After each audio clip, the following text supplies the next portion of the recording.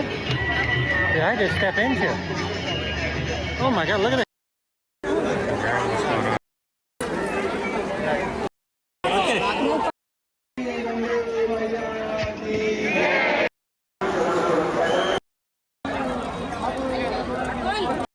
Hey!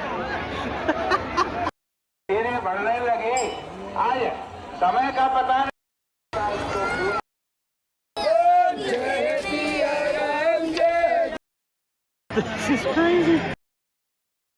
Alright. Questline log 001, recording. It's super late at night right now, and I'm gonna do my best to log this coherently for you while it's still fresh. You know, I thought this trip would start simple and begin with the source code of yoga. And I'm not talking about the stretching and the sweating remix, the rebrand that the West tried to hijack and package it as. Because yoga in its true form, dialed. And I mean dialed into the ultimate reality, whatever you want to call it. But that was a plan. But then my contact in India sent me a message. She said, go to Haridwar first.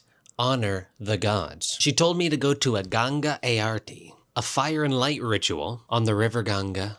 And unknowingly to me, I just happened to go on one of the most important days of the year. The day of the celebration, Dev Deepawali. And that's why what you're about to see was so wild. Because it wasn't just an ordinary day. She told me I needed to light a specific number of things and cleanse myself in the Ganga, or the river, in order to honor these gods. And you know, that raised a question for me right away. If I'm gonna explore all these traditions on the ground, how involved do I wanna be in rituals that address beings I can't see? You see, because I'm naturally, I would say, discerning. Or at least I try to pay attention. And when I look around at this world, and just how dark it feels at some points, I definitely think that some people are interacting with forces that feel questionable. So I'm just keeping that in mind as I'm navigating this whole thing. And so while I want to honor the traditions, I just want to, I want to also honor my integrity. And that's the thing I'll be doing throughout the entire series. But also I'm not just jumping to conclusions about things. So I figured let's just see how it goes and how it feels on the ground. The whole thing brought up an important set of questions that you and I must ask at one point or another on our spiritual quest, our quest for truth. You know, it's almost a taboo question to ask. It's almost like if you ask this question in certain parts of the world, but here it is, we gotta ask it. How does God actually work? Or the universal intelligence, whatever you want to call it. Are there multiple intelligences? Is it one presence in many forms? What if the universe is inhabited by intelligences outside of the range of normal human perception that communicate with humans through forms of awareness that we have not fully mapped yet? And the main quest log question today is, what if the gods are real? And I know you may be thinking, what do you mean gods? What are we talking about? Hold on, we're gonna get there. Context time. I did this differently than most people do it, because nowadays most people are flying into Rishikesh. But if you look on a map, Haridwar is right below Rishikesh. And so if Haridwar is the gate of the gods, I didn't want to be disrespectful and fly over the gate. That's what she told me I need to do too, if I want to do it right. Okay, fine. 5-hour Uber drive from Delhi to Haridwar? Fine.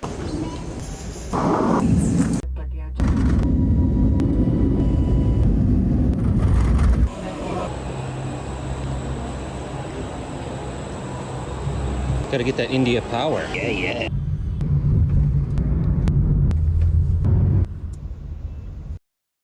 Nice to meet you too. Thank you for a safe trip. I very, very much appreciate you. I don't know what I'm about to do. This is kind of crazy. Oh my God. Okay. I just walked this way, right? Yes, sir. Okay. Here we go. Thank you. Okay, namaste. Oh. This is nuts. All right. And the deal was that all the roads were blocked near this because there were so many people. So at this point, my intuition said that there actually is going to be a spot where there's a specific ceremony. But my contact wasn't answering at that point. So what did I do? When running out of options, just start asking people. Sir, How are you? I am good. What's going Where on? are you from? Where country? America. America? Yes. Okay. Yeah. How are Yes. you? So, First time can I ask you a are- question? Yeah, I First time? just got to India Okay, yesterday. good. So, One photo, please. What's that? One photo, please. Photo. Photo? Can I ask you a question? Yeah, you can take a photo. That's fine. Yes, But can I yes. ask you? I don't know really how this works. I And don't wanna- know where are you are going. Which country you are? Oh, Where location you are going? I wanted to go to Ganga ART Haridwar and tonight. Harkipodi, and like this you are Rishikesh. Yes. So I came here tonight because... Hey bro, how are you? Because stay with Good. you. What's your name? Satyam Rana. My Nice to friend, meet my you. friend, good Nice to meet friend, you. Very best good. friend. Very good. Yeah, so I'm trying to figure... brother. What's that? Yes. You are my brother. Yes. First time you are my brother. Now I am Yes, we are brothers. I am Yes. meeting. That bridge you see, no? Yeah. Alongside that, you will find there some. I am also coming after so many long time. Okay. So somebody told me that bridge, no, near that the prayer going to happen. Better ask one, ask 2-3 people every time. You will get the clear picture. Okay. Hey, thank you, sir. This is the bridge that he told me to go to. I think this is the right bridge. Okay, this is where it says to go. Oh, it's just along here. Let's see what happens. So you know what's crazy? As I look throughout history, the same pattern seems to show up. And I think you should know about it. Every major cross-cultural data set shows that spirit-filled or living universe beliefs are a near universal human pattern. Because here's what it is. The cultures express their metaphysics through whatever language they have. So the same insight takes on different forms. But for me, this whole thing brought up another question. Where does modern science actually land of whether the universe is conscious or not? And whether intelligences exist beyond the human domain? I'll tell you the answer isn't what most people think. You see, despite what you've been told, science has never proven that the universe is not conscious. Specifically, science has never proven that intelligences that I can communicate with don't exist. Whether that's in nature, or angels, or as they call them here in India, devas, or as you're seeing in this video, the Mother Ganga, or the River Mother. And don't worry, we'll get to the idea that these civilizations were not primitive in just a second. So it's like you realize that science really didn't close the door on the possibility that some form of intelligence is woven into reality. It's still possible. Of course, some interpretations it's not, but it's just an interpretation. It's just a claim. And you know, this led me to another question. And look, you're just probably going to have to get used to all the questions around here because that's what we're doing. We're asking questions. Because to create a map, you got to ask a question. So here's my question. If the vast majority of human civilizations all thought the universe was conscious, or had some sort of intelligence to it, or was alive in some form, how did the idea that the universe is not alive ever take hold in the West, especially in the institutions that shaped science, education, and public knowledge? Because they never proved that the universe isn't alive. It's just assumed that it's right. And what if that assumption is wrong? And when I followed that trail, the turning point came from culture, not science. Here's the thing, Descartes introduced a concept that changed the trajectory of human thought. He separated inner awareness from the physical world. Mind became the space of experience, and matter became something extended and without interior quality. Why is this important? Because this new definition created the possibility of an unconscious universe. Because once nature was described as matter with no inner presence, institutions could build an entire mechanical understanding of reality. And this is what took hold in universities, in scientific disciplines, in emerging medical frameworks, and eventually in public education. And while still, yeah, people believed in God, but the cultural definition of nature shifted towards a world understood through parts, unalive forces, and external laws. And you got Newton's clockwork universe in there too. And later so-called Enlightenment thinkers expanded this into a complete framework. And here's the point. The universe became a system of mechanisms rather than a living order. There isn't a single experiment that proves this claim. In the philosophy of science, absence of instrumentation is not evidence of absence. And very simply, a claim without a measurement or a way to prove your claim as true just remains simply a claim. It's like if I said to you, you're not having any inner experience right now. I know that for a fact. It's like, how do you know that, bro? Relax. But now zoom out with me for a sec. When you place ancient cosmologies and modern theories side by side, it really looks like they're pointing at the same structural idea that intelligence just might be embedded in the fabric of reality. So the question related to this I keep circling is simple. What if ancient cultures were engaging with forms of intelligence woven into the world, and each tradition found its own way of naming and relating to this intelligence. But what I'm not claiming is that I know or think that a certain tradition got the God's idea 100% correct, or really any idea. I'd say, I don't know. That's why I'm mapping it, you know? So as I'm out here in Haridwar, trying to figure out where the main event's gonna be. Okay, what is happening here?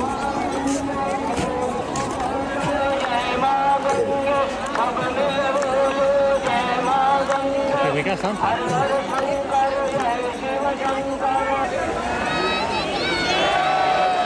I somehow managed to get myself a good spot. I'm actually standing on something. I'm gonna try to ask somebody what's actually happening here. Hopefully, I can find somebody that speaks English. Do you speak English? Hindi. English? Hindi only? Okay. Okay, so that guy told me to go by this clock tower. I'll show you. So I'm gonna try to head that way. I think he said there's a temple here too. I mean, why not just go check it out? I tried to ask him if there was an event specifically that was happening near the river, and he said no, which is interesting because the other people told me yes. And yeah, so I'm not really sure exactly, but I'm gonna go this way and see what happens. What do you think the best spot to be? Yeah. There is a crowd, so many crowds. Then this is very tough to go at the deepest, nearest point. Okay. Then you may... Yeah, there are a lot of people. it will be very tough to go that nearest judge. Yeah. Okay. This is wild. He said, so the cop tells me it's tough to get through this crowd, right? Imagine that. Hey. Okay, I hopped to the other side to try to get up here. I hear something happening. This is crazy. I just stepped in something. Oh. Sorry?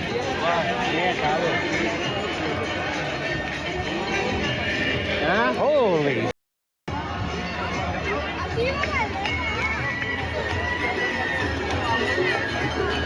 What did I just step into? Oh my God, look at it.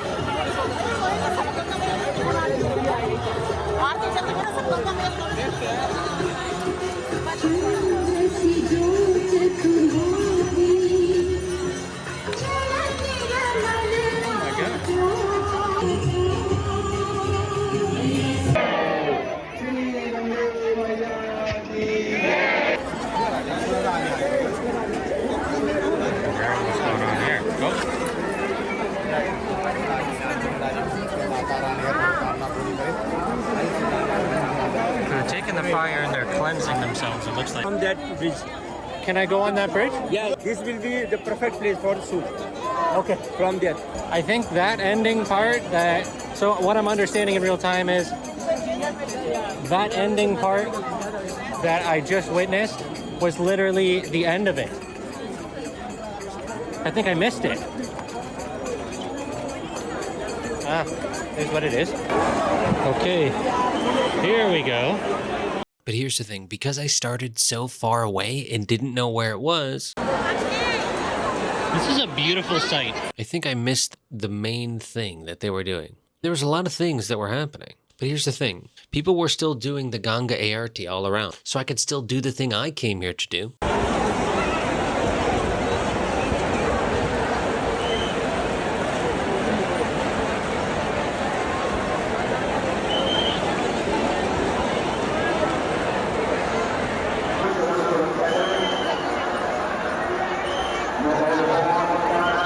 Okay, can I just go purchase like Purchase करना पड़ेगा. over there, or where do I go to purchase? Are you gonna show me? Go this way? Go this way? Okay.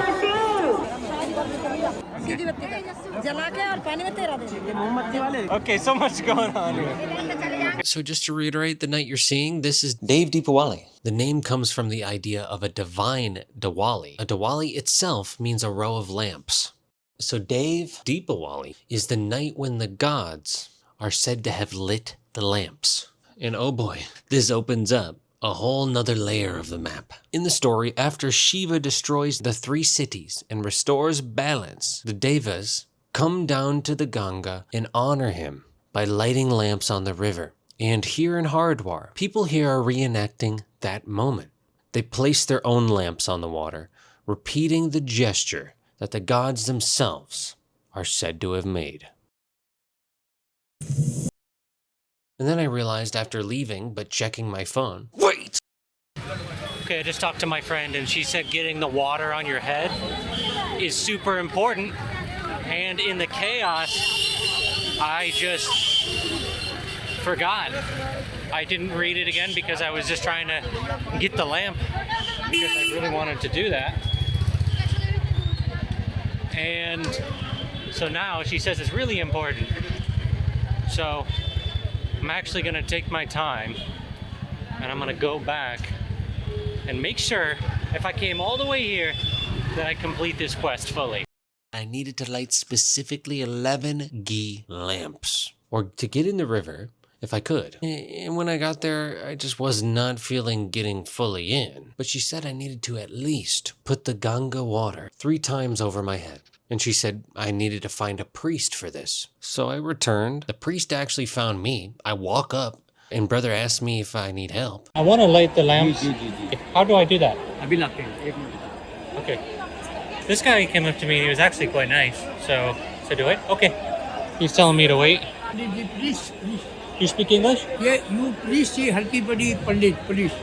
Yes, I want to light. I want to light these lamps. You see? Yes. Light lamps. Deepavali, Samaj Deepavali. Water? There is a Purnamasi, Samaj Deepavali. Yes. Oh. One sec. I'll translate.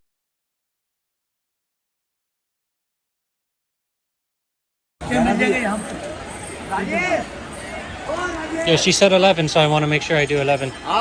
And as my contact told me, I needed to specifically honor the mother Ganga. A question appeared that I did not expect to see so early in my quest. I had to decide how I was going to relate to this river in the exact moment.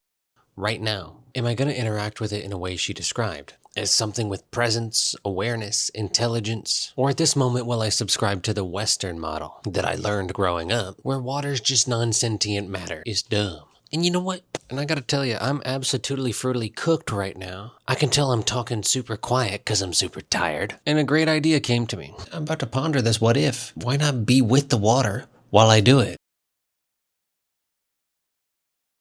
What if we made a mistake? What if water has a God-level intelligence to it? You know, most people don't realize this, but water holds a level of power that actually, throughout history, we've said God only has, or gods only have. And I'm talking literally it holds this power. Let me explain. It literally makes life possible and decides where life gets to exist. Without it, we couldn't survive. And you know, if I'm asking the question if water is God, or is like a God, is a God-level intelligence, you know I had to pull the classic philosopher strat. Well, hold on, partner. What do you mean by God?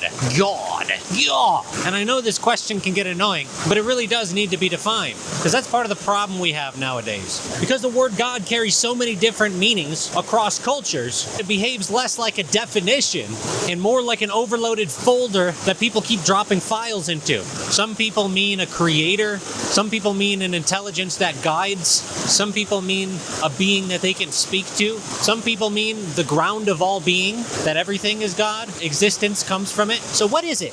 What phenomenon is humanity pointing towards when we use that word? Because when you zoom out, it may seem to a bot or a divide and conquer subscriber like we're all describing different things. And you gotta believe what my definition of God is, and if you don't, square up, son. I mean, it's cavemen type shit. But what if we're all just describing different angles of the same mystery? What if we're describing different aspects of the same mystery? The force that animates life, the intelligence embedded in nature, the ordering principle of the cosmos, the presence inside nature itself. If you think that a universal intelligence does not exist, ponder this. Are you consciously beating your heart? Are you consciously repairing your DNA? Are you consciously breathing yourself at every moment? Are you digesting your food? Are you repairing cells consciously inside your body? Just ask it. What's running the billions or the trillions of processes inside of you? Something Something breathes you even while you're asleep. Ancient traditions looked at that and said, yeah, that's intelligence. They just called it different things. Now, the atheist counter to this nowadays is, bro, that's just biology. It's just chemistry. And I get that, sure. These are real mechanisms that we've mapped out in different scientific fields. But here's the part that their argument quietly skips. Mechanisms explain how things happen. They don't explain why the universe is wired with the capacity for these mechanisms in the first place. Calling it just biology is like pointing to a video game and saying, it's just the code. It's just code, bro.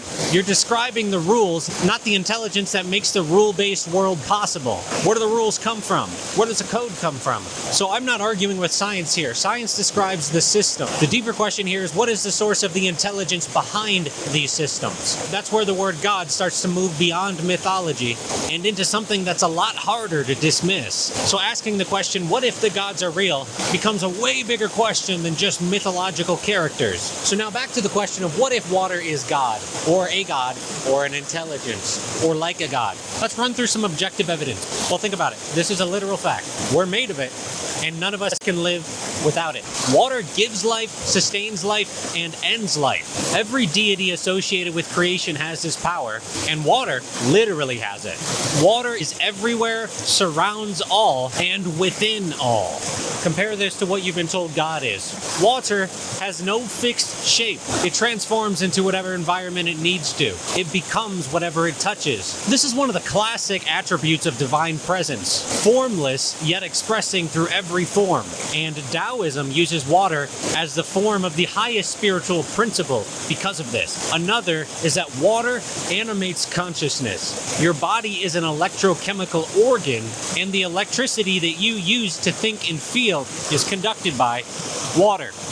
Memories, focus, perception, clarity, all exist because water carries an electrical charge. The ancients equated this to the living waters, the source of life force in Eastern traditions. And the modern neuroscience take is that water regulates your neurons firing. Okay, with all that being said, now, does it seem so weird that cultures like here in India actually honor the water and they honor it as a mother? Because it kind of is like a mother.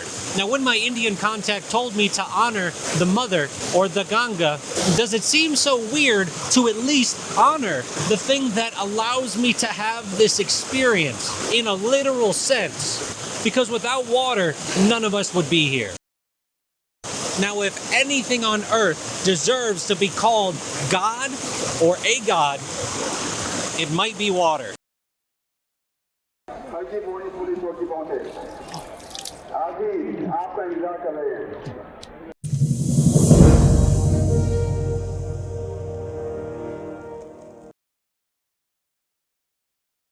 With all that we've discussed today, I think it's time to ask the question, what if water is an intelligence that I can communicate with? You know, one of my favorite shows of all time, Avatar: The Last Airbender. I'm so fascinated with the idea of what humans are capable of, and the idea of being able to bend the elements fascinates me. What if we can water bend today? Let's look at the evidence. Remember, science has never proven that water does not have any form of intelligence to it. But what level of intelligence does it have? Can I communicate with it? Can I commune with it? People like here in India believe that they can communicate with it. I'm not saying that it's true, but I'm also not ruling it out because I think it would be stupid to. Because what strong enough evidence do we have to say that it doesn't have a sentience, that I can't communicate with it? We really don't. And what's crazy is that I'm looked at as crazy because I'm even asking the question of whether or not I can communicate with water. But for most of human history, it's the exact opposite. If you didn't think that water was intelligent, you were weird. Because for most of human history, we thought it was intelligent. And we communed with it. How? Well, we leveled up skill trees that allowed us to interface with water effectively. But you see, we forgot we even have these skill trees. And now we look at these ancient civilizations and we think that they were primitive or that they were dumb.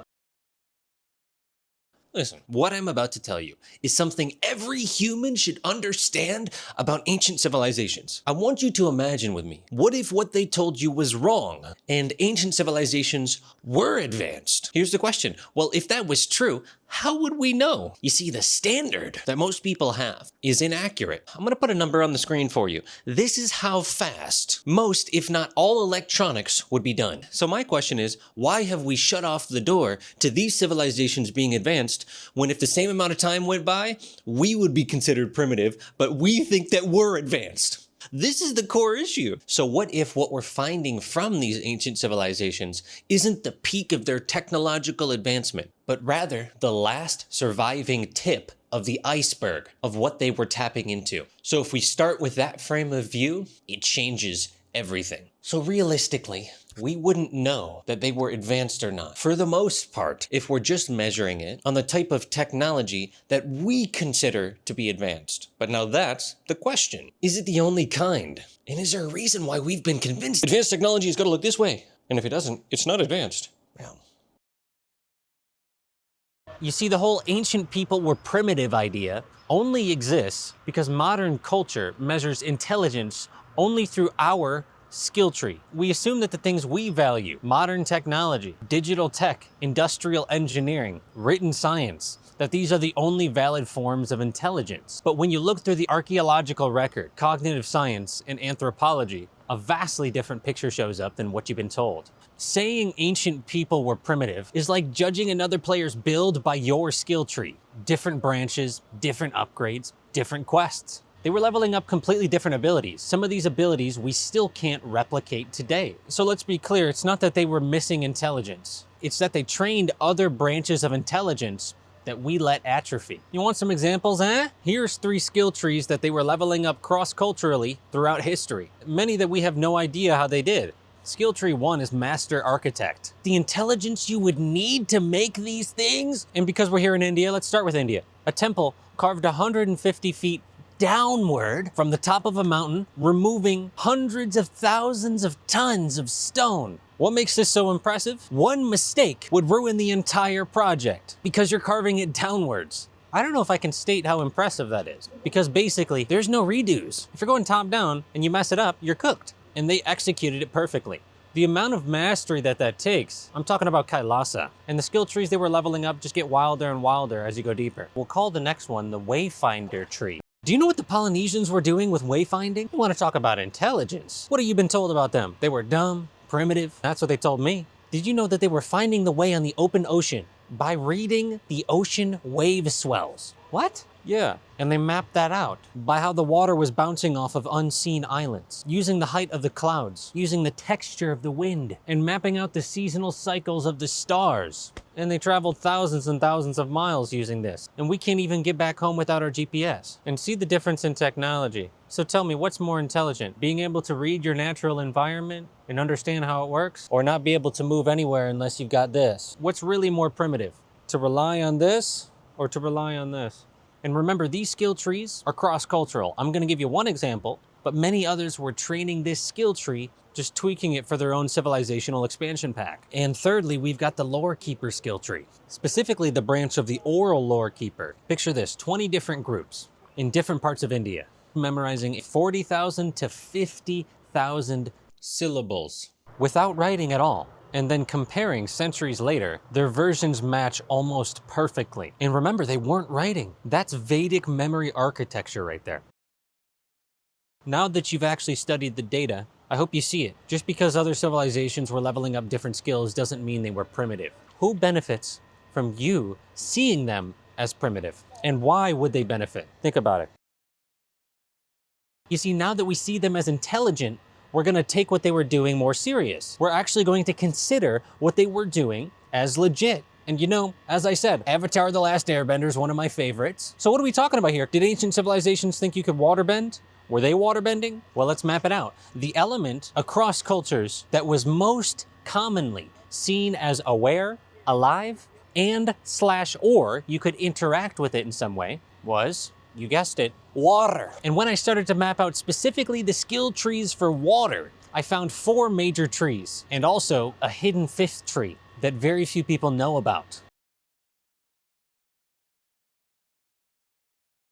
I call it the vital current skill tree. It's the skill of understanding that the way the water moves outside of you is a blueprint for how the energy moves within you. Since you're made of water, it would make sense. Across Ayurveda, yoga, tantra, the Vedic texts, the Upanishads, and martial art traditions all across the world, this same concept appears. Ancient texts describe the nadis as rivers of energy. Prana is the current, granthis, or knots, are the dams, and pranayama is one of the ways that you can clear and direct that flow. Hatha yoga literally balances fire and water currents. All right, skill number 2. So you've got a branch of the skill tree of Wayfinder, which I call flow sense. Here in India, they use flow sense in the sense that they treat water in the rivers like a living diagnostic system. They were using it as an environmental sensor. You didn't need something else to tell you what the weather was gonna be. You already could tell by reading this and this. They used flow speed, clarity, temperature, the amount of foam here in India, and they created a full picture of season, flood cycles, safe crossing points, this type of thing. And here specifically, in the Himalayas, adepts listened to streams so precisely they could detect weather changes hours before they happened. Skill tree 3 that I found that was happening in Mongolia and Siberia is called ripple sense. They used water as a detection system. To these cultures, water was basically a live interface, the first of its kind actually, that revealed what was happening before the eye and the ear could even register it. So the 4th skill that humans were leveling up is a really fascinating one. This is the one the whole episode's about, right? For water, we can call it hydrosentience. It's the ability to communicate with water in an intelligent way. And now I don't know if this one's true. And as I go across the world, I'm gonna have to keep asking myself the question, are the beings or the elemental forces or whatever that humans are claiming they're communicating with, that I can't communicate with at this moment, that being is real, has agency, has choice, has memory, intention, whatever you wanna name it? I don't know. And remember, we're just contemplating here, not making any claims. And so we see this claim cross-culturally throughout a ridiculous amount of human history. So this brings me to the question of, are there senses that are skill sets that we haven't trained, and so they've atrophied, like the AMCC in the brain, anterior mid-cingulate cortex? Because cultures like the Vedic culture, the Indian culture, have claimed for thousands of years that there's energy centers that we call the third eye that allows you to perceive things that others can't normally perceive. Now, this could explain the mechanism as to why so many people are claiming to communicate with beings that can't be seen, but it also leaves a lot of room for people BSing you. It also leaves a lot of room for charlatans, for people claiming things because you can't disprove their claim, so then they'll take advantage of you or whole civilizations or groups of people because this seems to be how the human game works. So yeah, cross-culturally, we see a lot of humans claiming to be able to interact with water. And I mean with different skill sets in different ways that we can't currently explain. And I'd say just because we can't replicate it at this exact moment doesn't mean that there wasn't truth to what they were doing. Because what if? I think you should know about this. There is a skill that humans are figuring out right now that has to do with being able to waterbend right now in real time in our modern day. How? So here's the thing. Through high-speed imaging, we figured out that water itself, when it's freezing, it creates geometric structures. And those geometric structures can be affected by the environment around it, including by humans. When I say it can be affected by the environment, we're even talking about by the intention of a person. So if we can change the structure of water through our intention or through an input, is that not waterbending? Boom! I've been working towards being able to say that for this entire episode. Let's go! So if we actually can waterbend in this form, what other skills are available? I want to know. And then the question is, does anybody benefit from us not knowing about these skills, having access to these skills? Anybody at all? Because remember, the best way to stop a Jedi from becoming a Jedi is to convince them the Force doesn't exist. As I was really thinking about how I wanted to approach this episode, it really became clear to me that I couldn't do this episode without mentioning discernment in some form. Remember, ancient traditions like here in India described reality as having many different levels. And these levels are populated with beings with different aims, different goals, different intentions, and different levels of awareness themselves. But that'll be a whole episode in itself, as this episode is long enough. And in the records we have, there's plenty of recorded beings that actually want to influence humanity in a negative way, seek to influence humans, or use humans for influence, however you want to put it. And I'm not just talking about in a loving and helpful way. Some texts even describe this influence range entire eras or civilizations dominated by the influence of these beings. How, you might ask? If God or intelligences that are beyond the human level are in fact real, here's the reality that I want all of humanity to hear. People have definitely used the idea of communicating with an intelligence we can't see. They've used that idea and are still using that idea to manipulate humans to this day. Whether it's through actually claiming to currently being talking to God or intelligences in some form, or it's through their interpretation of what God said in a text or a book. Notice how it's always God said this, or this being or intelligence said this, but you can't access that right now, so you've got to believe this text. And if you don't, okay, Nick, if that's true, then how did this pattern play out throughout different cultures in history? Well, you got priests, mediums, kings, and many more who claimed exclusive access to divine authority. And while yes, I do think that there are humans that have been in communication with the universal intelligence, I also think there has been a lot throughout history that have claimed to do this under the influence of what I like to call a Sauron-like force. Or you could say under the influence of just wanting power or some materialistic thing. And while yes, I do feel that humans have the capability of communicating with this universal intelligence, I'm just saying be careful. Just remember this, whenever you have somebody claiming to communicate with an intelligence that you can't see, or somebody already has and that's written down, and this supposed holy person you can't verify yourself because they're back in the lobby, or they're back in the game in a different form, or that a so-called authority has the truth figured out already, and you can't question it. This always leaves room for distortion and falsehood. That's the human game.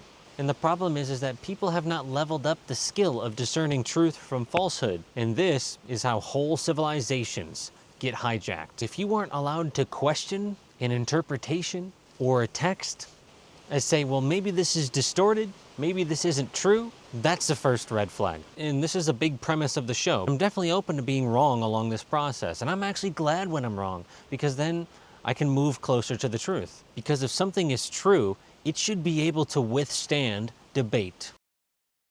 Two of the greatest ancient civilizations built skill trees around discerning truth from falsehood, so that they did not get tricked. First, in Greece, it was the Socratic method.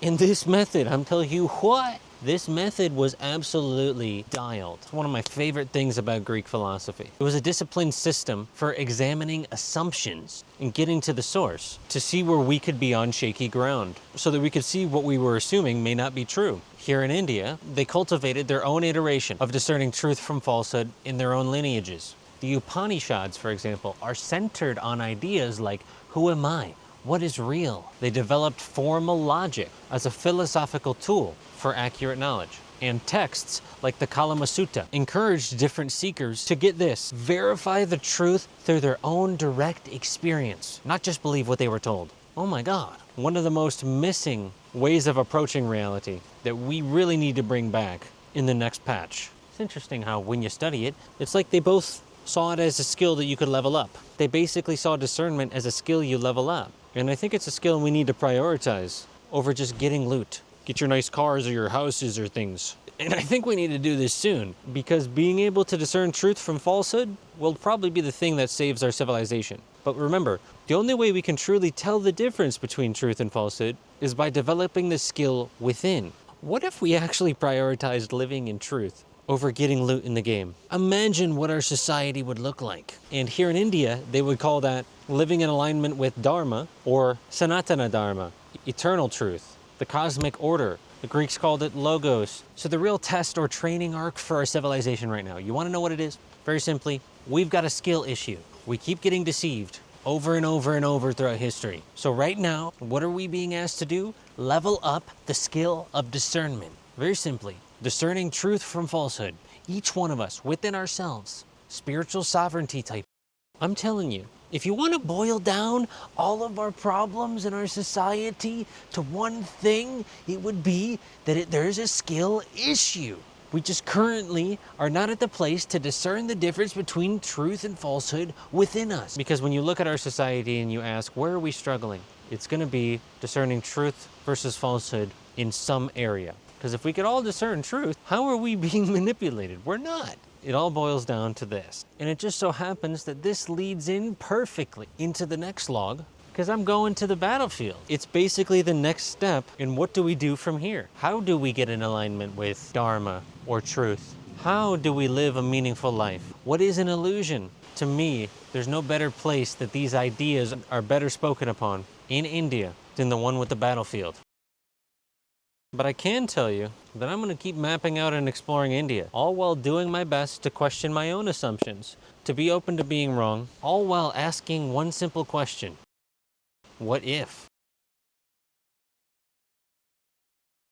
And I'll tell you what. Here's how you can support the show and the movement I'm building here. I got a couple things that I think could really help you. You see, our soils, externally, it used to be nutrient rich, but now our microbiome doesn't have access to those compounds anymore because they aren't there. And most people don't even realize it. I've seen a lot of people taking a lot of supplements, but then not even sure if they're working. And that may have to do with their body not being able to absorb it properly. So it doesn't matter if you're eating the best food in the world and taking the best supplements if your body can't absorb it. And so this stuff, black stuff, is the thing that will practically help you with this problem because it replenishes the exact molecules modern living has removed. It gives you humic and fulvic acids for transport of minerals into cells, polyphenols and lignin compounds that beneficial microbes rely on. And so if you actually start to absorb the nutrients, if you're eating good food and you're getting the supplements, that's when you're getting the full value of the extra price you're paying for the better quality food and supplements because it's actually making a difference. So when you hear this and you think to yourself, you know what?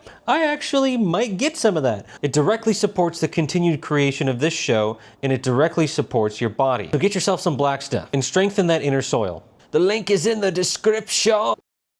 And the second thing, enroll in my 21-day Shadow Integration Challenge. This is 21 days of structure on learning how to work with the unseen parts of your psyche. This is where the self-sabotage lives. This is where the emotional triggers originate. And this is where the upgrades actually happen, where you get all aspects of you on the same page to finally realize the potential that you know you have within you. In the challenge, I teach you how to use Carl Jung's psychological model to access that potential. So when you get the challenge, you support what we're building here and you invest in yourself. Talk about truly building discernment. This is a phenomenal place to start because most people have forgotten their power and are letting different aspects of the psyche unconsciously rule. So take the challenge and reclaim your throne within. You can take the 21-day challenge by checking the link in the description. And thank you so much to everybody that's gotten the challenge, that's gotten the black stuff, or anything that I've offered so far, because it's went directly into solo producing this entire show. So I'll see you in quest log 002,